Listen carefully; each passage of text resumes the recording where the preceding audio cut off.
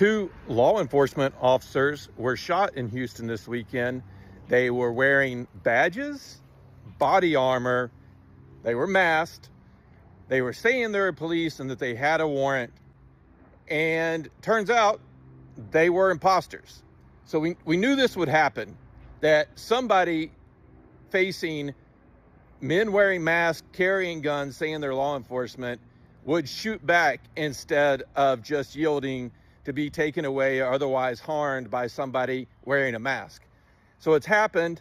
The homeowner's fine, their child is fine, but the issue still remains across the country that we don't know how to tell who is law enforcement and who is not, because law enforcement are wearing masks and irregular gear with police badges saying that they're officers, but they don't have, you can't see their face, and they won't show you identification.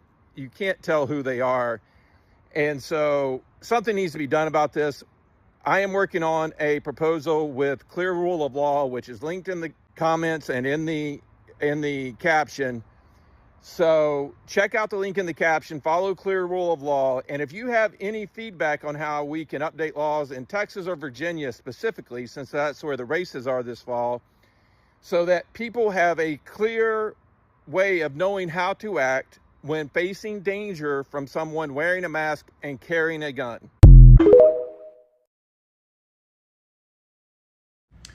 Everybody be careful out there. There's now masked men who are pretending to be ICE agents or law enforcement, and they're grabbing women, and unfortunately there's already been 2 rapes, one in North Carolina and one in Maryland. There was an attempted rape in New York, and that guy then assaulted and robbed a woman when the attempt failed. And they're all saying the same thing, either law enforcement or ICE. They're mainly targeting Latina women. One of them had a fake badge, the others didn't have a badge. But the problem is ICE goes around in mass with no badges.